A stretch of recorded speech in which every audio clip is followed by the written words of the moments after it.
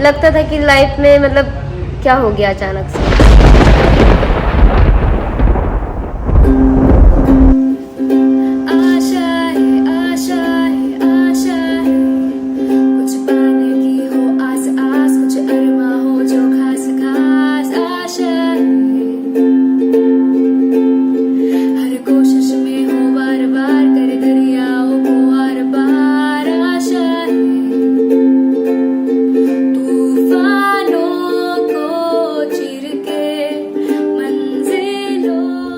This is not inspiration, then what is, guys? What is?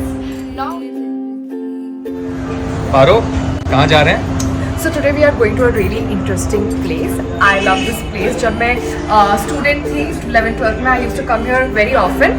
But अभी उन्होंने shift कर लिया है, so we are going to meet really interesting people today, and I'm really excited. Come, let me make you meet. Hi. कैसे हो?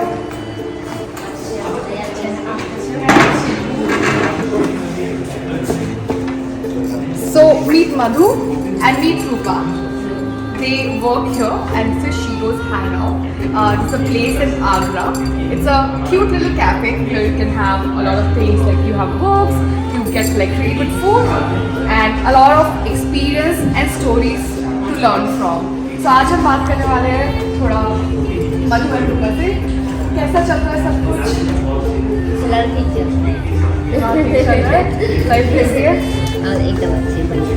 तो Covid ने कैसा इम्पैक्ट किया है? मतलब क्योंकि लास्ट टाइम मैं आई थी तो ज़्यादा हलचल थी, तो अभी कोविड की वजह से कुछ इम्पैक्ट हुआ है? हाँ, मतलब जैसे कि आप देख रहे हैं कि मतलब गेस्ट नहीं है, पूरा कैफे खाली पड़ा हुआ। और कोविड से पहले मतलब हमारे कैफे में मतलब खड़े होने की भी जगह पूरा फुल रश रहता था, रात में 11-11 बजे तक कैफे रश होता था।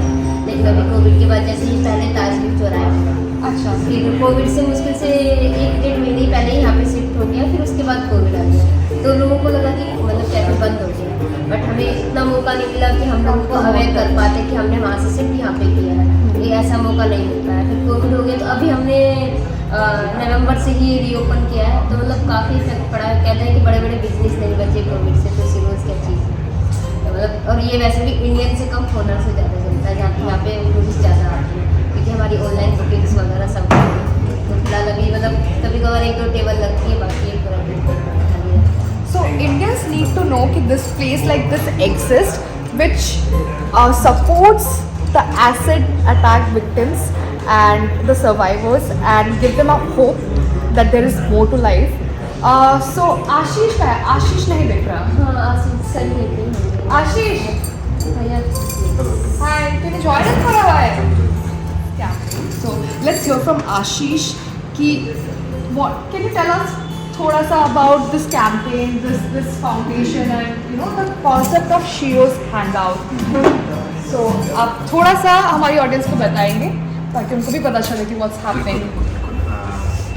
हम लोगों ने कैंपेन शुरू किया था 8 मार्च 2013 को, जिसका मोटिव ये था कि एसिड वायलेंस को लेकर बातचीत शुरू हो पाए। क्योंकि 2013 के पहले अगर आप जाएंगे तो आप देखेंगे कि हमारे देश में एसिड वायलेंस को लेकर कोई बातचीत नहीं थी। आप ये कह सकते हैं कि कभी कभार हम अखबारों में या फिर में सुन सकते थे या देख सकते थे, पढ़ सकते थे, तो हमारे लिए भी काफ़ी कठिन था मतलब इस पूरे विषय पे काम करना। क्योंकि जब आपके पास कोई ना लिटरेचर है, ना कोई डॉक्यूमेंट है, ना कोई रिकॉर्ड है, किस आधार पे आप काम करेंगे। मगर फोकस ये था कि चैलेंजेस को समझना था और ये समझना था किस मानसिकता के लोग ऐसे अटैक करते हैं और किस लिंग के लोग ज़्यादा प्रभावित हैं इसमें। क्या बाकी में महिलाएं ही प्रभावित हैं या पुरुष भी इससे प्रभावित हैं या पशु भी प्रभावित हैं इससे। तो इस चीज़ को जानने के लिए और ये कि सरकार की क्या कोई योजना है, लाभकारी योजना है जिससे वो लाभार्थी जो बेनिफिशरी है उसको लाभ मिल सके उन योजनाओं से।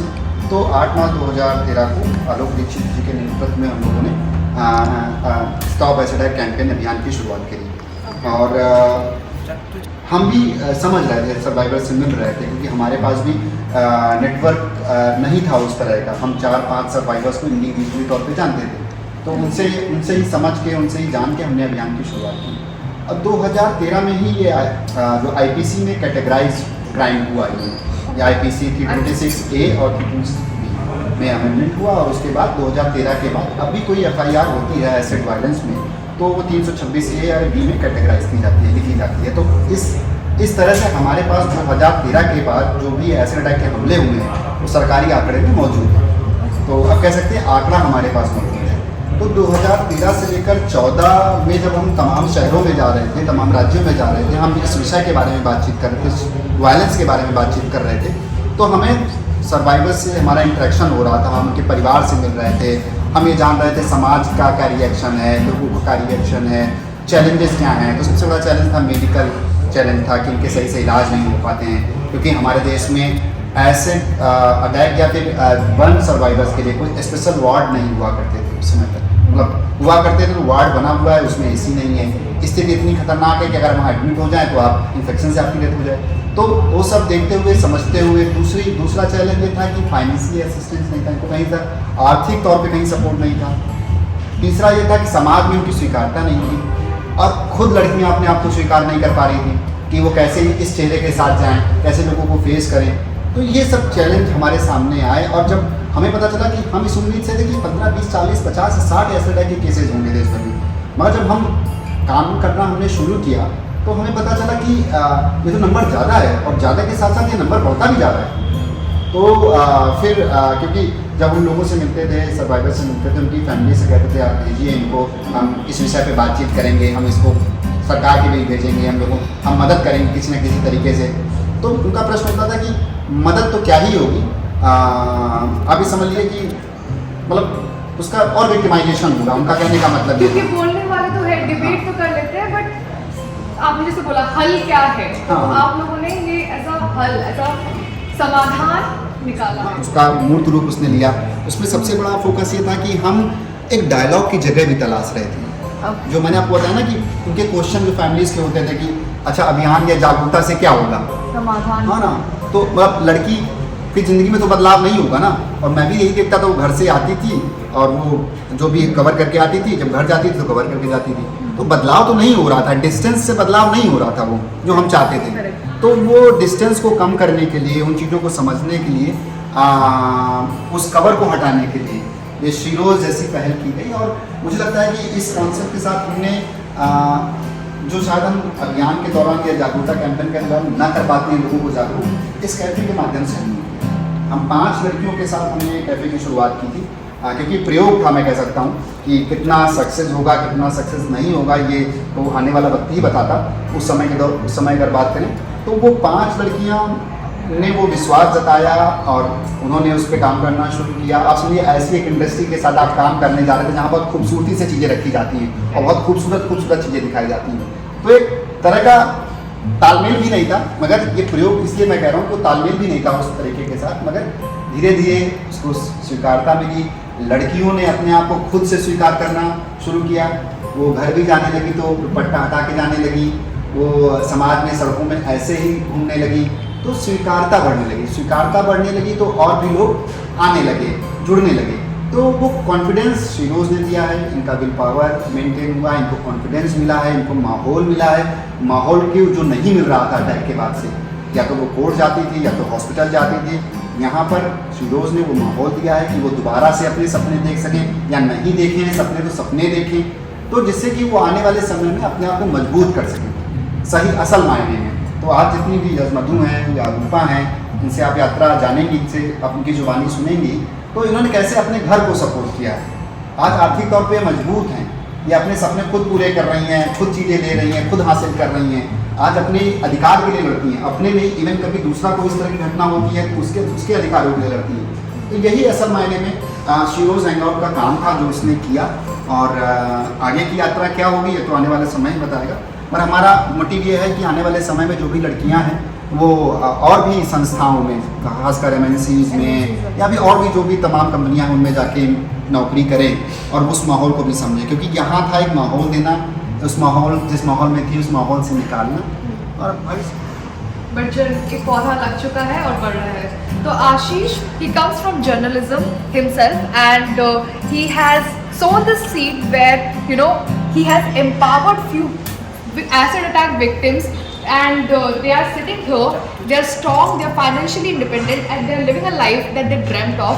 So let's hear the journey of Rupa and Madhu. मैंने सुना, actually मुझे ये स्टोरी पता है, but for my audience, मधु मैंने सुना है कि आप बुटीक खोलना चाहते हो अपना.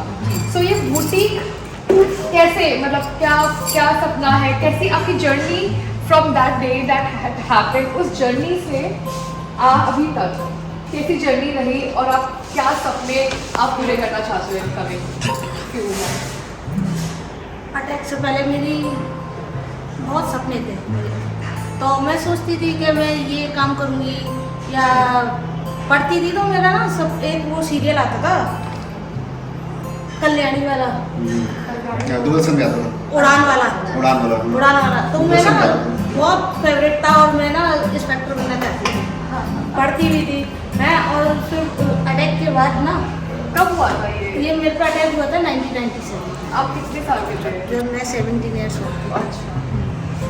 तो अटैक के बाद मेरी पढ़ाई भी थोड़ी कमज़ोर पड़ गई थी, और फिर अटैक से पहले मेरे पापा एक्सपायर हो चुके थे, तो घर की सारी जिम्मेदारी मेरे ऊपर थी, मुझे जॉब भी करनी पड़ती थी, घर भी देखना पड़ता था और पढ़ना भी पड़ता था. तो फिर अटैक हुआ, अटैक के बाद मेरी आर्थिक स्थिति बिल्कुल ख़राब हो गई थी, क्योंकि पापा ख़त्म हो गए थे, तो सपोर्ट करने वाला कोई भी नहीं था. ज़्यादातर अटैक उन पे होते हैं जिनका कोई सपोर्ट करने वाला नहीं होता, आर्थिक स्थिति बहुत कमज़ोर होती है. तो मेरा एक छोटा भाई था, तो फिर वो बड़ा भाई होता तो शायद आज मेरी FIR दर्ज भी हो जाती. तो मेरी मम्मी जा रही थी FIR दर्ज करने के लिए, तो उन्हें डरा दिया गया कि आपने FIR दर्ज करी तो आपको जान से मार देंगे, छोटे बेटे को जान से मार देंगे.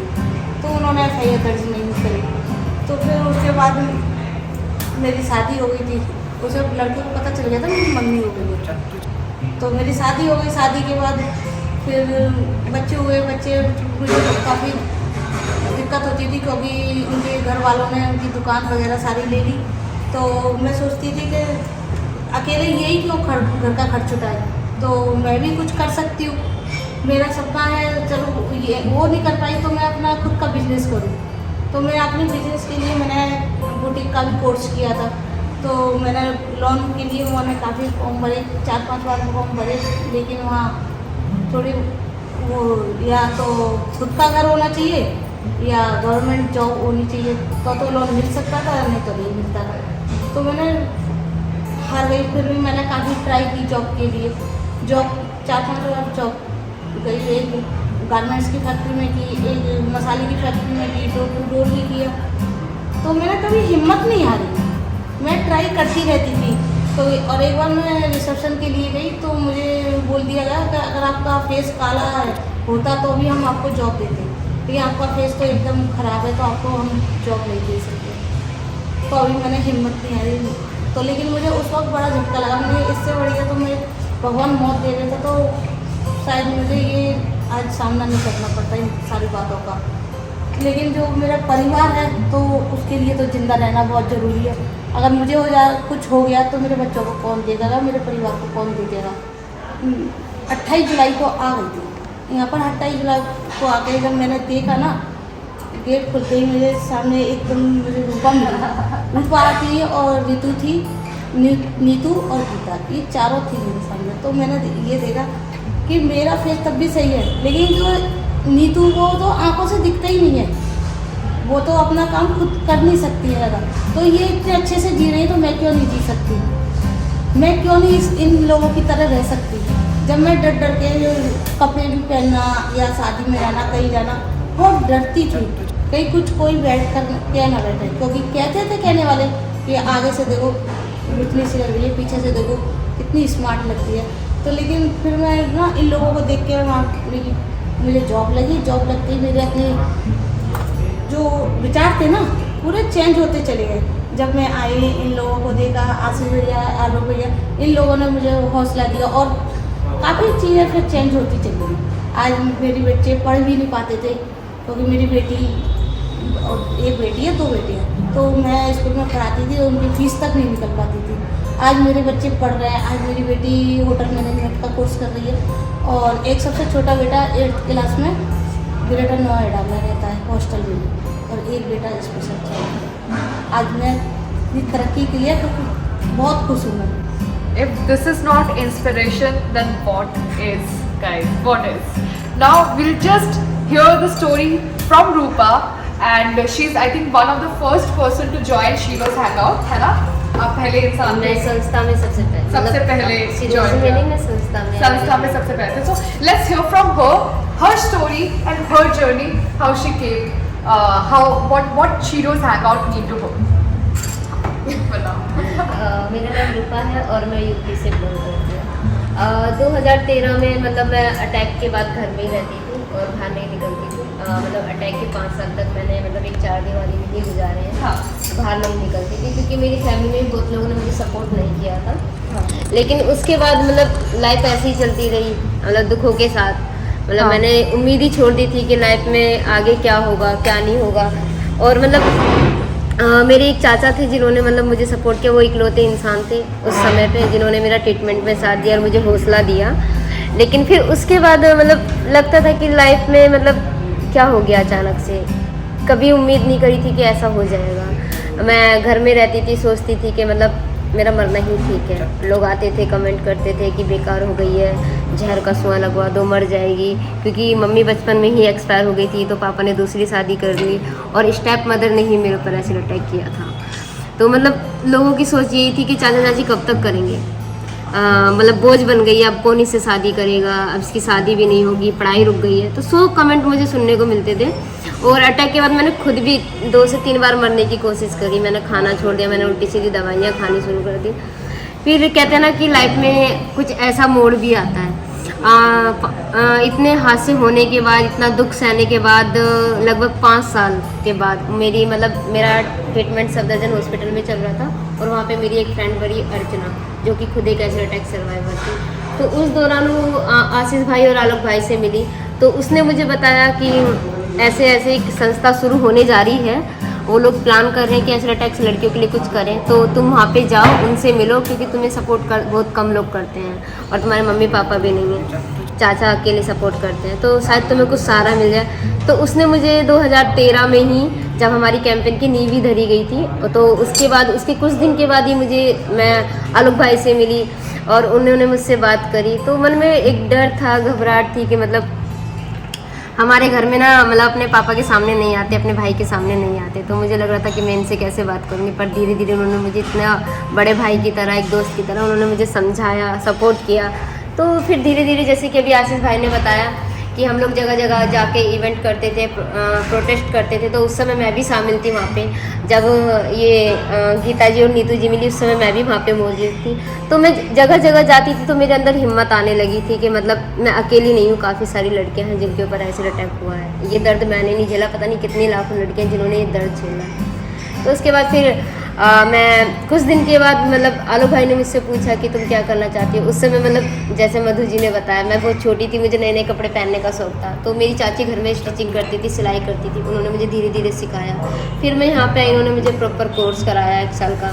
फिर मैं परमानेंटली संस्था में आके रहने लगी। अपना मतलब एक तरीके से होता है कि मेरा रहन सहन सब यहीं हो गया। मैंने अपने घर को एकदम 2013 में ही छोड़ दिया था और तब से कंटिन्यू मैं यहाँ पे काम कर रही हूँ। और जब 2014 में कैफ़े की शुरुआत हो रही थी, तो मतलब हम लोगों के लिए एक सरप्राइज़ था। उस समय हम 5 लड़कियाँ थी, तो हम लोगों के लिए एक सरप्राइज़ था कि हम लोग ऐसे प्लेटफॉर्म पे जाके काम करेंगे। जिस दिन इसकी ओपनिंग थी, तो हम लोगों के लिए को ऐसे सामने ला के खड़ा कर दिया था कि आज से तुम लोगों को यहाँ पे काम करना है। तो मतलब हमें समझ नहीं आ रहा था कि मतलब हम यहाँ पे कैसे काम करेंगे, क्योंकि मैंने कभी जॉब के लिए ट्राई नहीं किया। और अटैक हुआ था तो उससे पहले मैंने 8th फाइनल की थी, 9th में एडमिशन ले लिया थी। उसके बाद अटैक हो गया, पढ़ाई भी कंटिन्यू नहीं हो पाई। तो मतलब मेरे लिए पहला एक्सपीरियंस था कि मैं जॉब ऐसे करूँगी।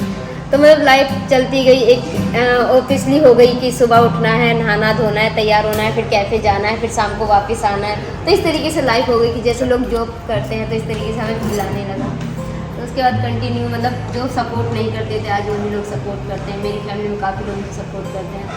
अटैक के बाद मैं कहीं नहीं जाती थी, अब मैं हर जगह अपनी मर्जी से खुद अपने डिसीजन लेती हूँ कि मुझे कहाँ जाना चाहिए, कहाँ नहीं जाना चाहिए। और मतलब मुझे 9 साल पूरे हो गए वैसे भी यहाँ पे काम करते हुए। और स्टोरीज काफ़ी है, कहानियाँ काफ़ी है, समय कम पड़ जाएगा।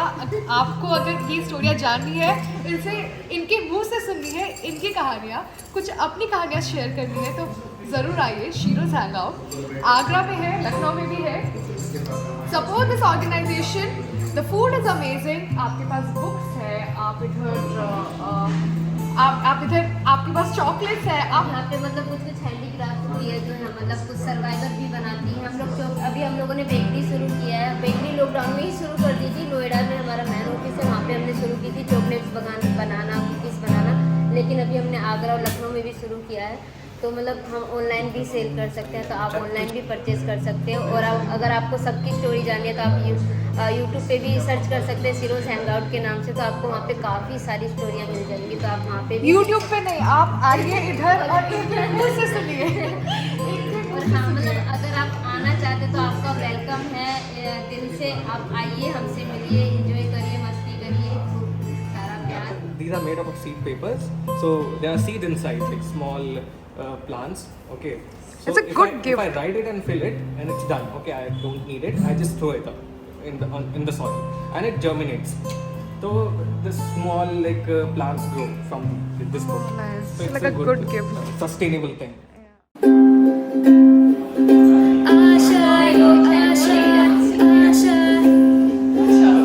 Please, recording.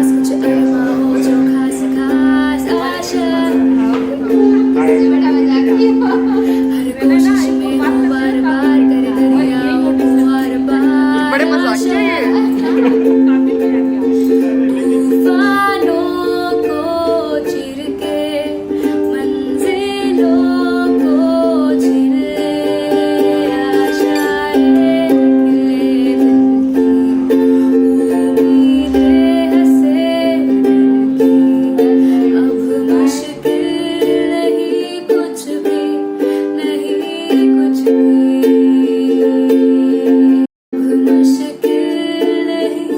कुछ भी नहीं, कुछ भी